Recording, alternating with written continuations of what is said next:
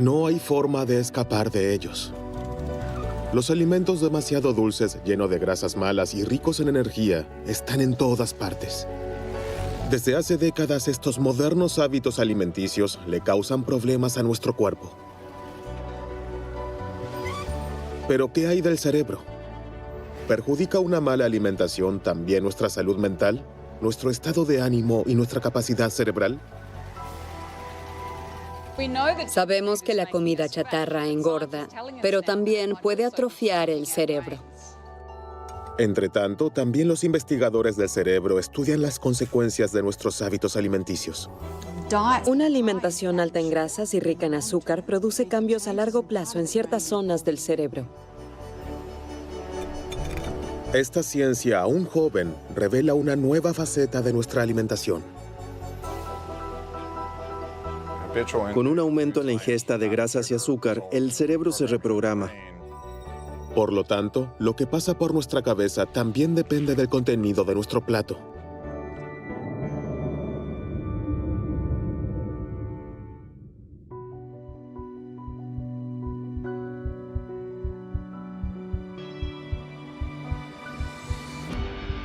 Todo comienza con las primeras comidas, antes del nacimiento. El cerebro se desarrolla durante el embarazo. Su posterior rendimiento depende de la forma en que se alimente, de lo que ha comido la madre durante los 9 meses.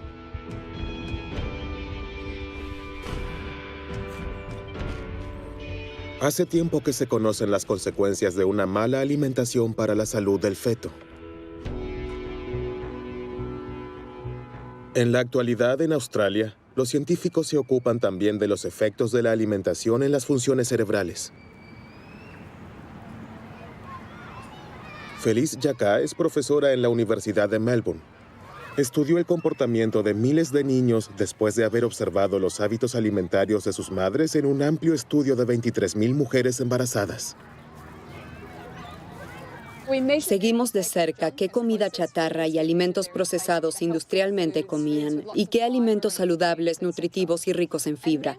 Luego examinamos la salud emocional de los niños de 18 meses a 5 años. Por supuesto, también se tuvieron en cuenta factores como el nivel de formación, los ingresos, la salud mental de la madre y el estilo de la educación. El resultado fue evidente. Las madres que consumieron más comida chatarra y alimentos procesados industrialmente, como refrescos dulces, refrigerios salados, pasteles y galletas durante el embarazo, tuvieron hijos más propensos a la agresión y las rabietas. Esta preocupante correlación sugiere que la alimentación de la madre afecta la salud mental del niño. Esto aún no se ha probado a nivel biológico, pero Felice Jacka ya está convencida de ello. Este amplio estudio noruego mostró que la alimentación de los niños también es importante, independientemente de lo que haya comido la madre.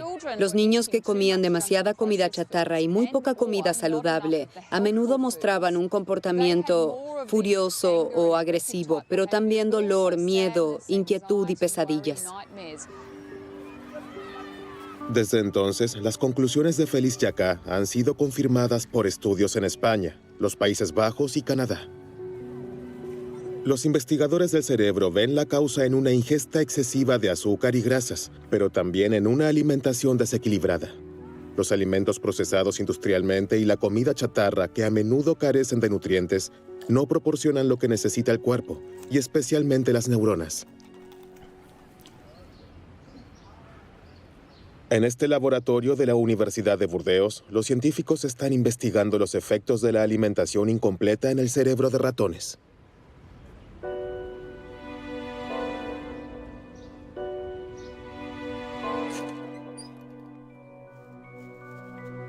Este experimento se usa para medir las reacciones de miedo. El animal tiene la opción de poder explorar la parte iluminada o esconderse en la sombra. Por lo general, el ratón siempre se toma el tiempo para explorar el área iluminada. Sin embargo, este ratón tuvo que prescindir de los ácidos grasos omega 3 durante su desarrollo. Estas son las grasas buenas, que se conocen principalmente por su influencia positiva en el corazón y las arterias.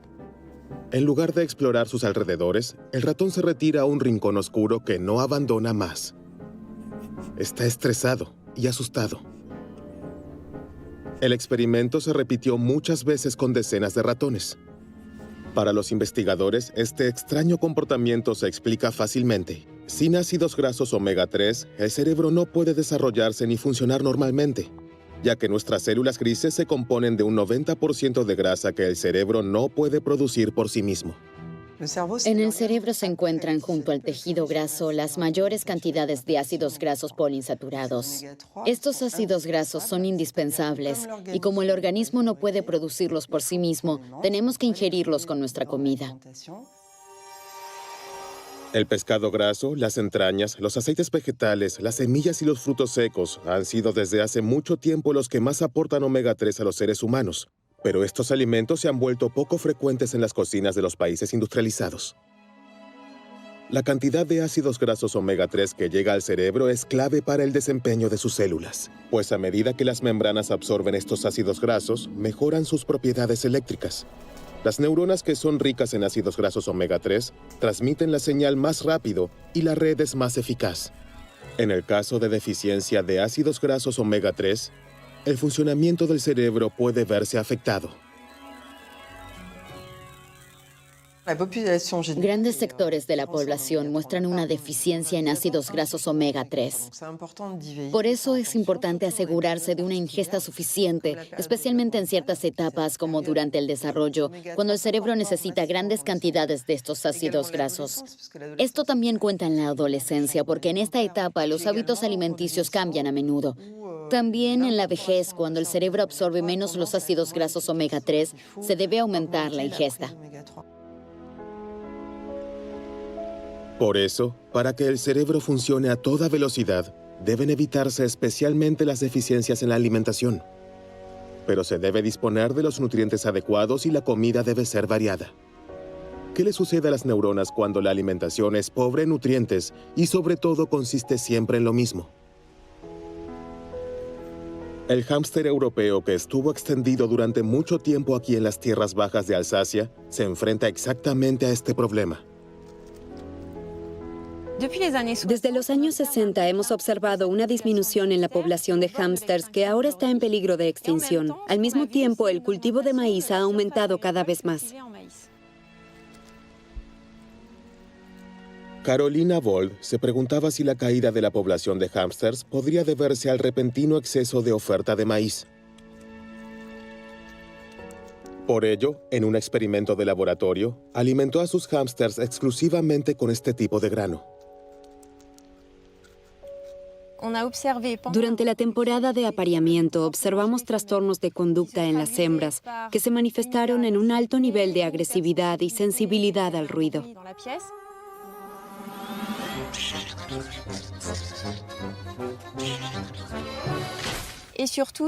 Pero sobre todo, estas hembras se comían a sus crías el día de su nacimiento. Esto se observó en más del 80% de las hembras. La mala alimentación es suficiente para convertir al hámster en un asesino de hijos.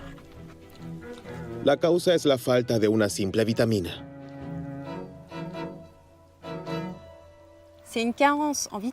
Este comportamiento inusual se debe a una falta de vitamina B3, porque después de haber enriquecido su dieta a base de maíz con esta vitamina, mostraron un comportamiento normal. Comenzaron a amamantar a sus crías tan pronto como estuvieron bien nutridas.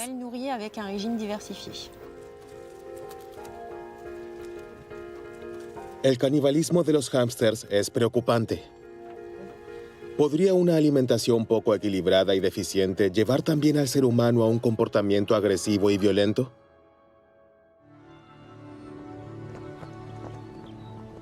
Ab Sahlberg es doctor en psicología y asesor político del Ministerio de Justicia. Su área de especialización, alimentación y delincuencia. Está convencido de que enriquecer la alimentación con vitaminas, ácidos grasos y minerales puede reducir la agresividad.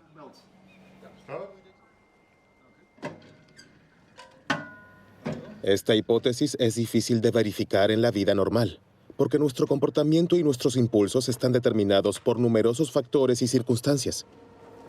Las cárceles parecen ser un entorno casi ideal para la investigación de la alimentación, porque allí no intervienen numerosos parámetros.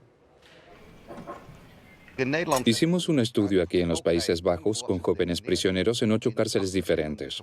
Después de enriquecer su alimentación con vitaminas, minerales y ácidos grasos por 3 meses, examinamos los efectos en su comportamiento. Hubo 2 métodos diferentes de medición. Primero se les preguntó a los reclusos y al personal qué tan agresivos se sentían y qué tan agresivos se comportaban. Luego estudiamos el registro de incidentes por los cuales los prisioneros fueron castigados. Y resultó que el número de casos de castigo en celdas de aislamiento se había reducido drásticamente. En el grupo de presos cuyas comidas fueron enriquecidas, el número de incidentes disminuyó en 1/3. Así es que nuestra comida cambia nuestro estado de ánimo y refuerza ciertos impulsos.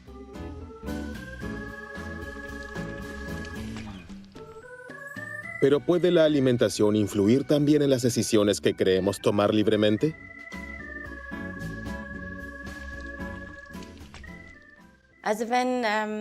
Bueno, cuando se les pregunta a las personas si creen que la alimentación y lo que comen tiene un impacto en su salud, la mayoría responde que sí. Cuando se les pregunta si pueden imaginar que la dieta también puede influir en sus pensamientos y decisiones, muchas personas no pueden imaginarlo.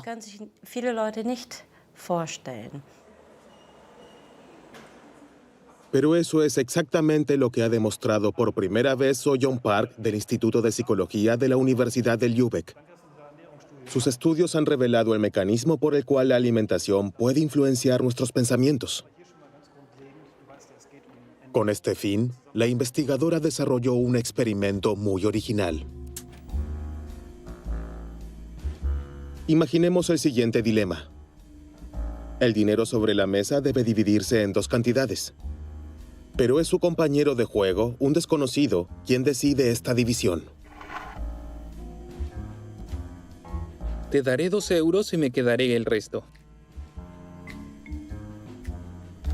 Si acepta esta oferta injusta, obtendrá algo de dinero, pero mucho menos que él. Si la rechaza, ambos se van con las manos vacías. ¿Qué elegiría? ¿Acepta la oferta y toma los 2 euros, aunque se sienta engañado? ¿O la rechaza y se va con las manos vacías, pero con la frente bien alta? Sorprendentemente, que tome el dinero o no depende de lo que haya comido antes.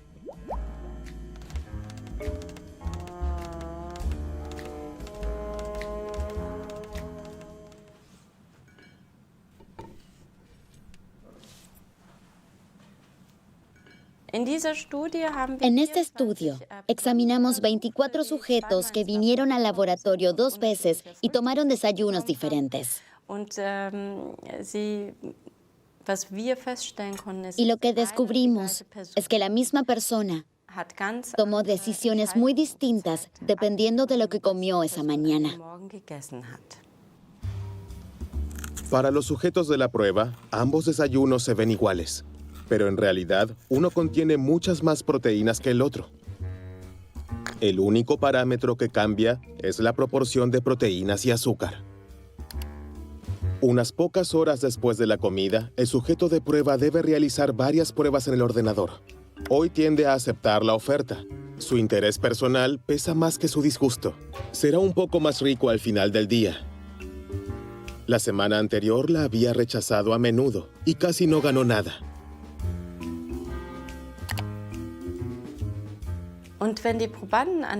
Si los sujetos tenían más proteínas en sus desayunos esa mañana, también fueron más tolerantes ante una oferta injusta.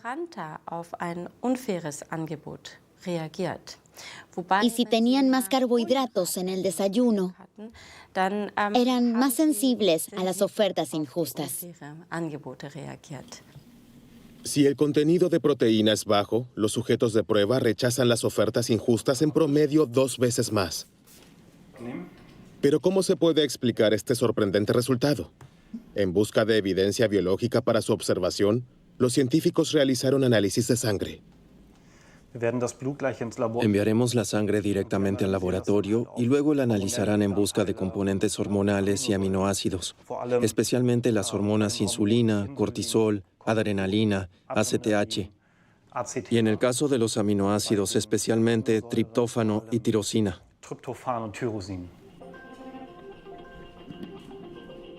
La sustancia más importante en esta lista es la tirosina. Este aminoácido es la sustancia precursora de la biosíntesis de una proteína que es fundamental para las funciones cerebrales, la dopamina. Este neurotransmisor garantiza la comunicación entre las neuronas responsables de la motivación y la disposición a correr riesgos.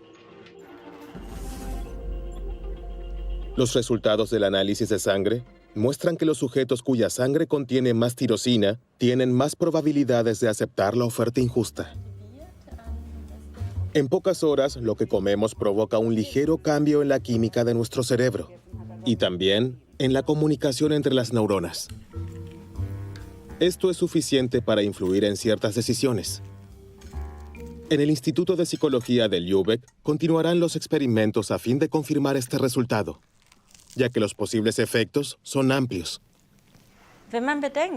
Si tenemos en cuenta que comemos 3 veces al día y eso todos los días, el poder que tiene la alimentación para cambiarnos o formarnos es enorme. Y eso definitivamente debería darnos algo en qué pensar cuando se trata de cómo podemos usar la alimentación para favorecer nuestro bienestar u optimizar nuestra mente. Una alimentación incompleta no solo produce un cambio en la función y el comportamiento del cerebro e influye en nuestras decisiones cotidianas. Cada vez es más evidente que la alimentación juega un papel vital en nuestro estado de ánimo.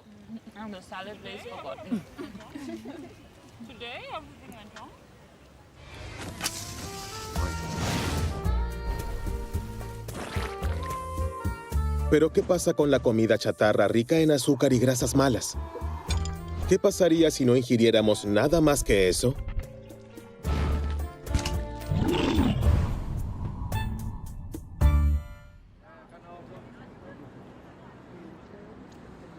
Científicos australianos de la Universidad de Sydney se ocupan de esta cuestión.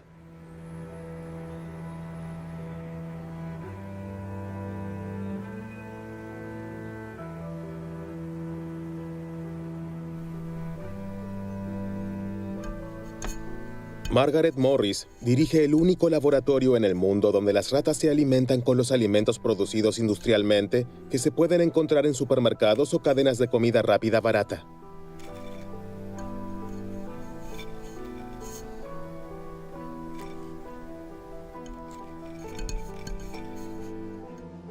Para nuestro experimento, damos de comer a las ratas alimentos habituales como paté de carne, papas fritas, pasteles y galletas. Todos estos alimentos están disponibles en todas partes y son baratos. De esta manera, simulamos la alimentación del mundo occidental. La primera consecuencia de esta alimentación, la rata come porciones el doble de grandes. El animal nunca parece estar satisfecho. Sin embargo, esa no es la mayor sorpresa.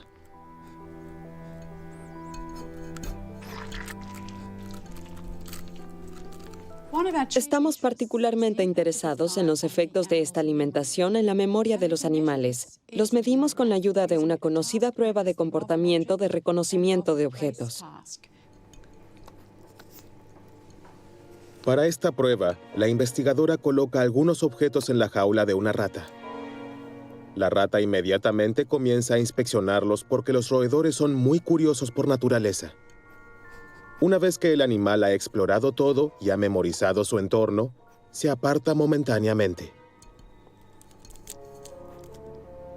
Movemos un objeto y volvemos a colocar a la rata en la jaula.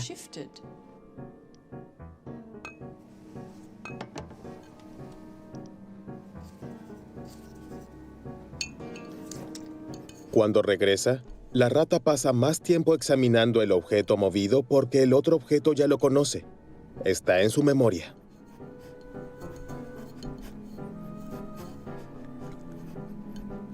Sin embargo, las ratas sobrealimentadas muestran un comportamiento diferente.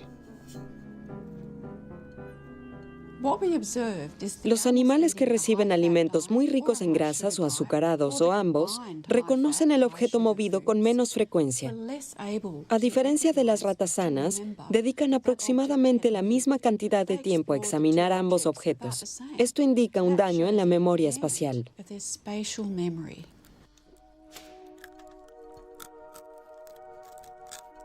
Las ratas sobrealimentadas no solo tienen una memoria espacial dañada, sino también otros trastornos funcionales que son una señal de alarma para los científicos. Estos indican cambios en el hipocampo, una pequeña región profunda del cerebro responsable del aprendizaje y la consolidación de los recuerdos. Estudios recientes muestran que los alimentos energéticos también dañan el hipocampo humano.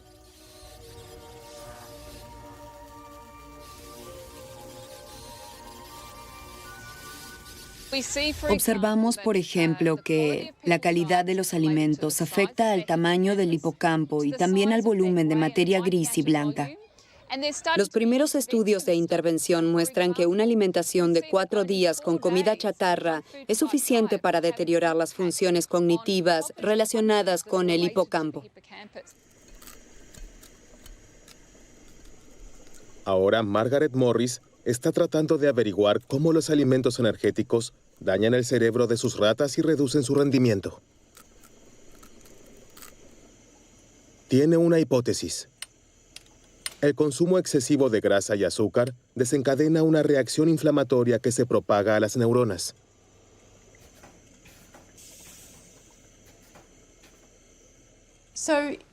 Esta alimentación provoca una reacción inflamatoria en todo el cuerpo. Sabemos esto de personas obesas, pero en este caso la reacción parece muy aguda. Pudimos observar un aumento de citocina y otros agentes inflamatorios.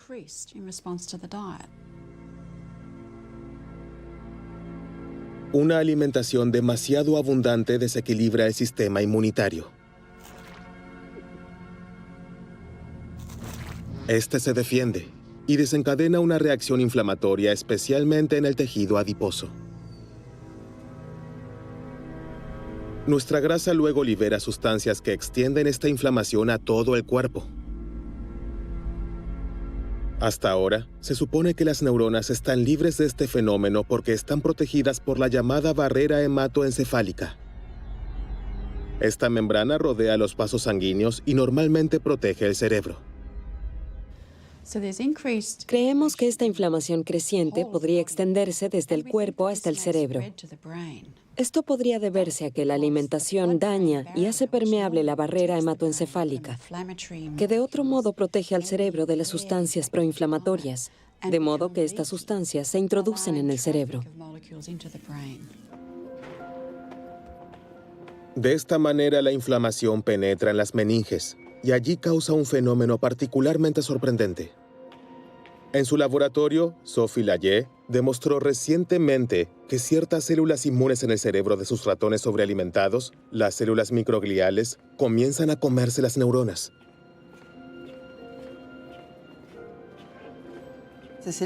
Estas células microgliales en el cerebro son importantes porque comen neuronas muertas.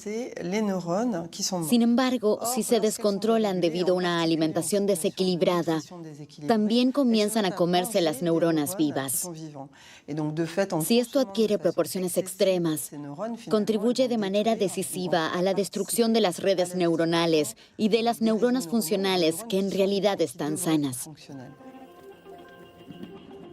Esta reacción de las células microgliales pudo filmarse in vitro. Las imágenes muestran la energía con la que trabajan.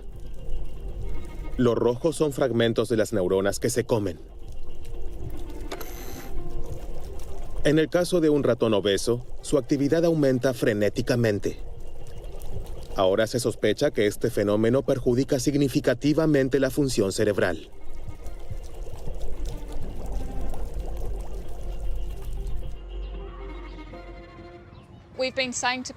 Llevamos 30 años diciéndoles a las personas, no coman estos alimentos, podrían sufrir un ataque cardíaco, cáncer o diabetes.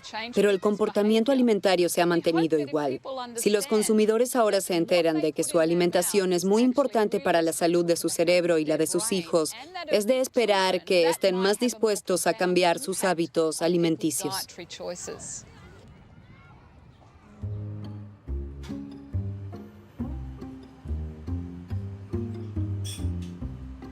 Microscopio, mini pipeta y un dispositivo de registro altamente sensible, Xavier Fioramenti posee todas las condiciones técnicas para medir la actividad eléctrica de una sola neurona.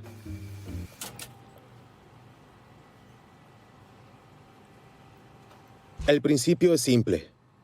El corte cerebral de un ratón se encuentra en un líquido que lo mantiene vivo.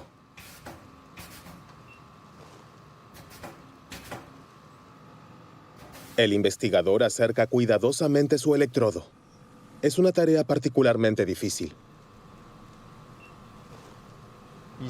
Ahora llevo la pipeta hacia el cerebro y la acerco a la neurona hasta que hay un contacto. Ya está. Ahora mediremos la actividad eléctrica de las neuronas.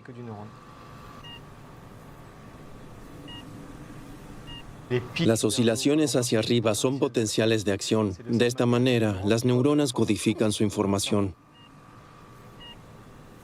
El tiempo que pasa entre cada oscilación representa el mensaje que envía la neurona. Ahora aumentaremos la concentración de glucosa en el líquido. Veamos si esta célula reacciona. Como puede observarse, esta célula reaccionó al aumentar la actividad eléctrica. El potencial de acción es más fuerte que antes de aumentar el contenido de glucosa. Esta señal es de una sola célula. Sin embargo, en el cerebro, todas las neuronas están conectadas entre sí. Los científicos suponen, por tanto, que la glucosa altera la actividad de todas las áreas del cerebro responsables de las sensaciones y el placer.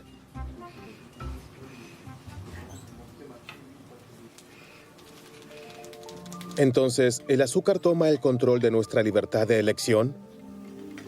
Hasta ahora es solo una hipótesis. Por eso la adicción al azúcar es ahora objeto de una intensa investigación en los laboratorios. Y cada vez es más evidente que la influencia del azúcar es semejante al poder de una droga.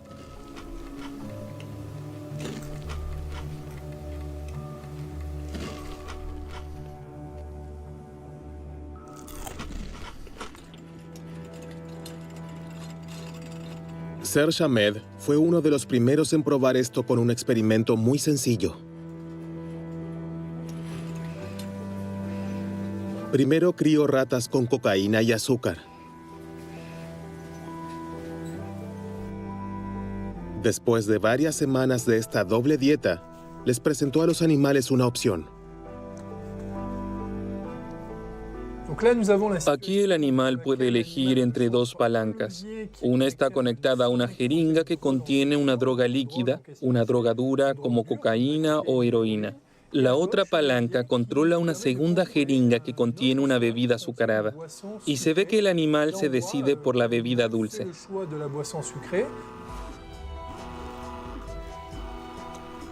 Las ratas eligen agua azucarada 4 veces más a menudo que la droga. Aunque en el caso de la glucosa no hay riesgo de sobredosis, se ve claramente que el deseo no puede reprimirse. Este experimento muestra que el azúcar tiene un potencial adictivo más alto de lo que pensábamos anteriormente. Incluso puede ser más adictivo que las drogas duras como cocaína y heroína.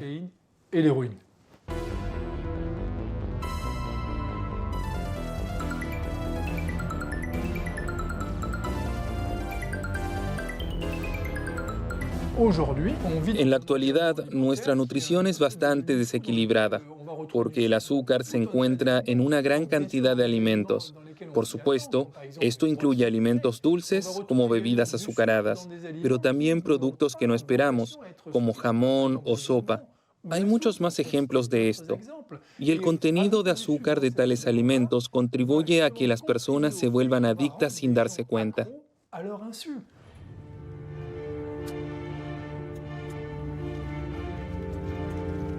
Aquí en el Oregon Research Institute se investiga el impacto de los alimentos azucarados en el cerebro humano.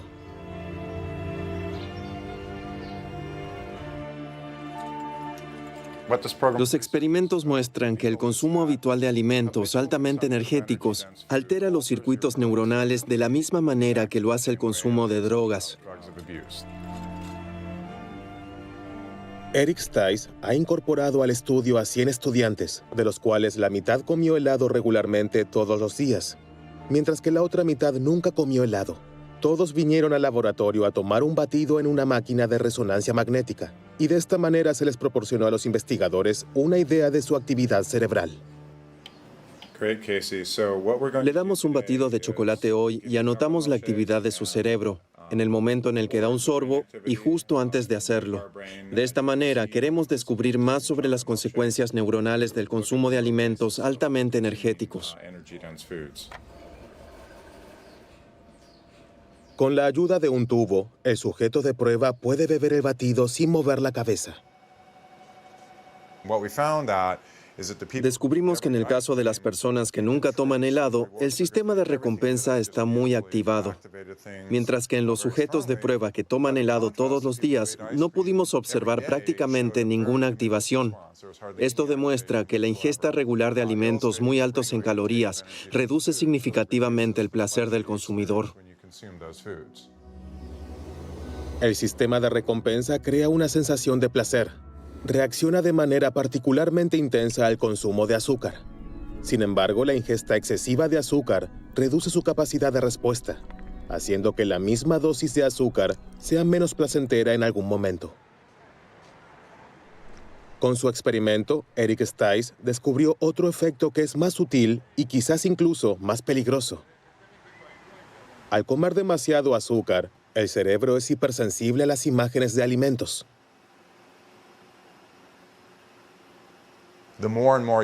Mientras más helado coma, menos se activará su sistema de recompensa. Por otro lado, reacciona mucho más intensamente a los estímulos que prometen un pronto consumo de helado, como cuando pasa con el coche por una heladería o ve un comercial en la televisión. Responde a estos estímulos de manera mucho más intensa que las personas que nunca comen helado. Y eso incita a comer, a pesar de no tener hambre, lo que lleva a la obesidad y todos los problemas de salud que resultan de ella. Esta influencia directa de los alimentos en nuestro cerebro cumple una función importante en la selección de nuestra comida diaria.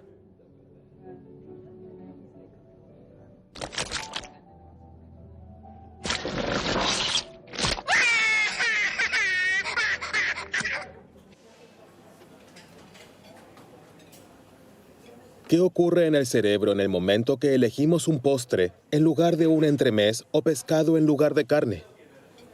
¿Quién mueve realmente los hilos?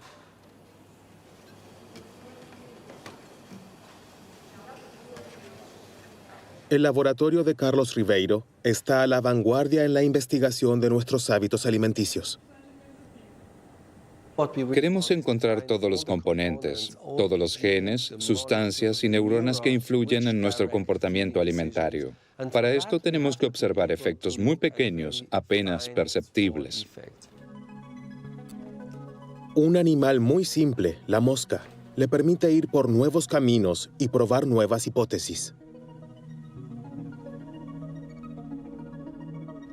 Para comprender el comportamiento de alimentación de la mosca, Carlos Ribeiro ha desarrollado un dispositivo con el que puede seguir en detalle las decisiones del insecto.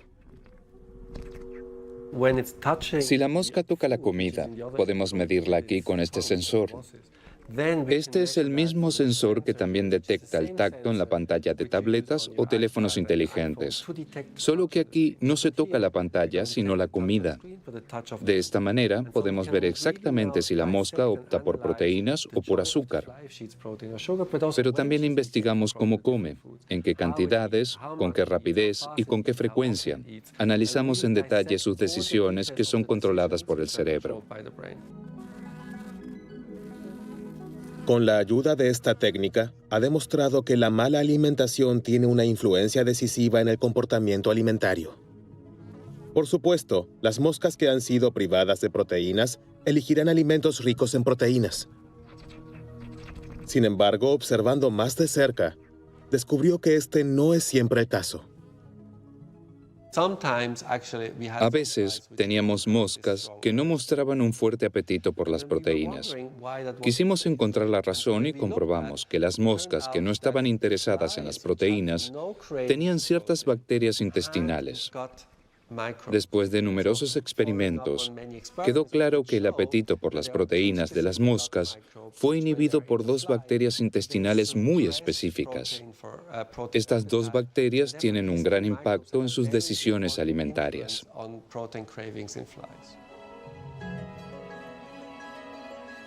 El comportamiento alimenticio de las moscas está influenciado por las bacterias en sus intestinos. Este sorprendente descubrimiento plantea una pregunta importante. ¿Las bacterias en nuestra propia flora intestinal, conocida por los científicos como microbiota intestinal, afectan también nuestro cerebro? ¿Cumplen alguna función en nuestros hábitos alimenticios?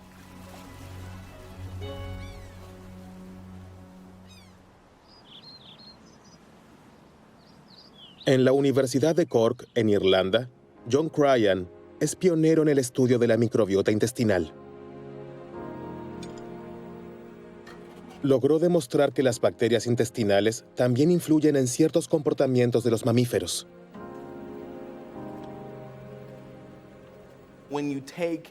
Si se toman las bacterias de ratones extremadamente miedosos y se las implanta en ratones normales, también se vuelven miedosos. Esto también se aplica al revés. Con las bacterias de los ratones normales, se puede normalizar el nivel de estrés de los ratones miedosos. Los científicos ven ahora la microbiota como una especie de mediador entre la comida y nuestro cerebro. El factor que más influye en la composición de nuestra flora intestinal es la alimentación. La variedad de alimentos es crucial. Desde el nacimiento hasta la muerte determina la composición de nuestra flora intestinal. Recién estamos comenzando a comprender cuánto afecta nuestra alimentación a la flora intestinal y, por lo tanto, a nuestro cerebro.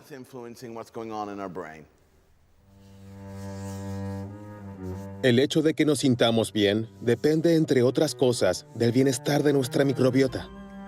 Una alimentación que es buena para nuestro estado de ánimo es principalmente una que agrade a las bacterias de nuestro intestino.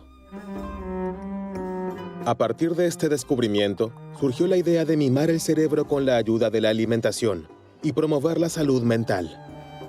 Y aquí los científicos están particularmente impresionados por la famosa dieta mediterránea. La cocina mediterránea tradicional es muy rica en alimentos vegetales, muchos tipos diferentes de lechuga y verduras de diferentes colores, pero también frutas. Las legumbres, es decir, frijoles, lentejas y garbanzos, también son muy importantes. También hay frutos secos y granos, pescado y, por supuesto, aceite de oliva. El aceite de oliva es una parte muy importante de la dieta mediterránea. Creemos que esta amplia diversidad también conduce a una gran variedad de bacterias en nuestros intestinos. Y esta diversidad de la flora intestinal, a su vez, garantiza una buena salud.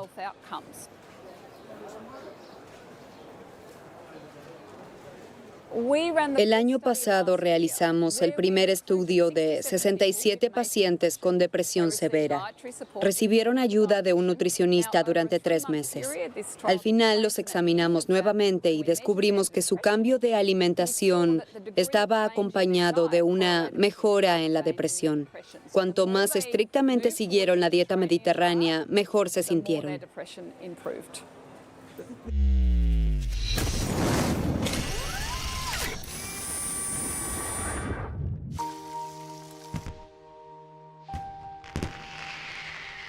Alimentación al servicio del cerebro.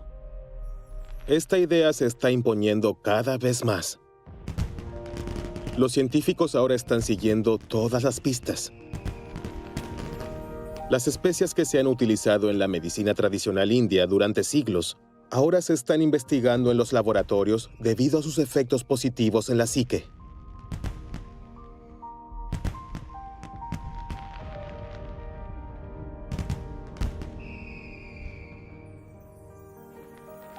Los frutos rojos también despiertan grandes expectativas. Los polifenoles que contienen son capaces de reactivar las neuronas dañadas.